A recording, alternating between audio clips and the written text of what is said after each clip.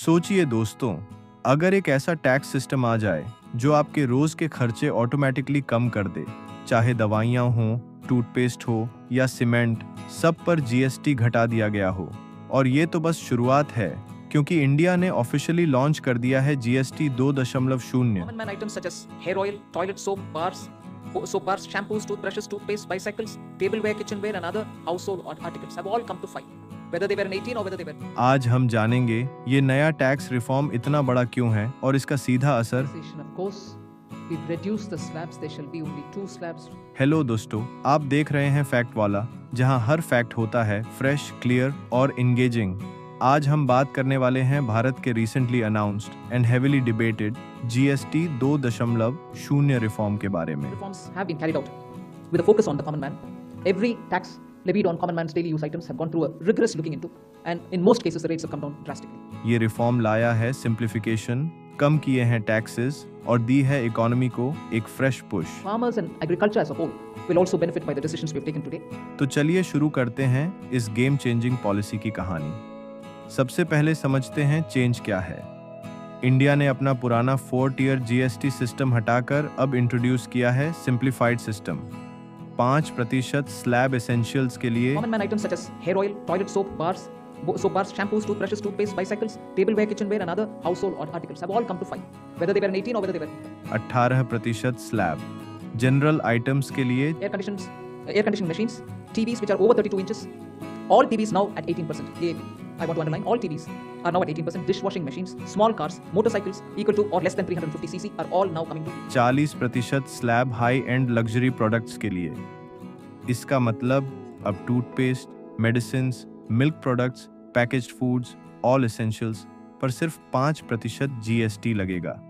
Experts कहते हैं इससे इन्फ्लेशन में करीब 1.1% की गिरावट आएगी, यानी आम आदमी की जेब को तुरंत राहत। अब सवाल है इकोनॉमिक इम्पैक्ट का। लोअर जीएसटी स्लैब से ऑटोमोबाइल्स, टीवीज और सीमेंट सस्ते होंगे। फेस्टिव सीजन में डिमांड ऑटोमेटिकली बढ़ेगी। कंज्यूमर गुड्स सस्ते होंगे, इन्फ्लेशन कंट्रोल रहेगा। लेकिन फ्लिप साइड भी है। अपैरल जो 2,500 रुपये से ज़्यादा का है, उस पर अब 18% जीएसटी लगेगा। पहले 12% था। मतलब फैशन लवर्स के लिए थोड़ी महंगाई। ये सिर्फ टैक्स चेंज नहीं है, ये एक स्ट्रैटेजिक पॉलिसी शिफ्ट है।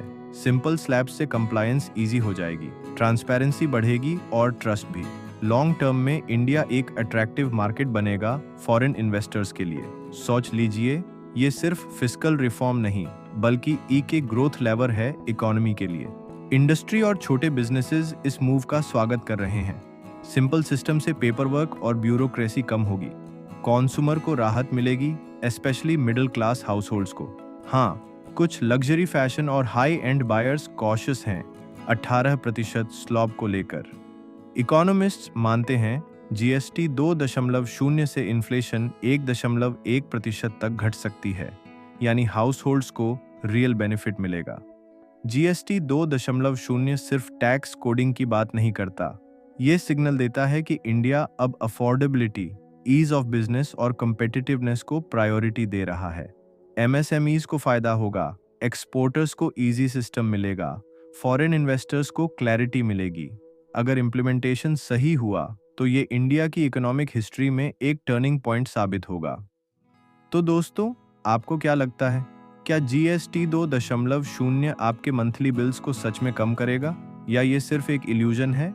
अपनी राय कमेंट्स में ज़रूर बताइए। और अगर वीडियो पसंद आई हो तो फैक्ट वाला को लाइक करो, शेयर करो, कमेंट करो, सब्सक्राइब करना मत भूलना, क्योंकि यहाँ फैक्ट्स हमेशा रहते हैं फ्रेश और एंगेजिंग।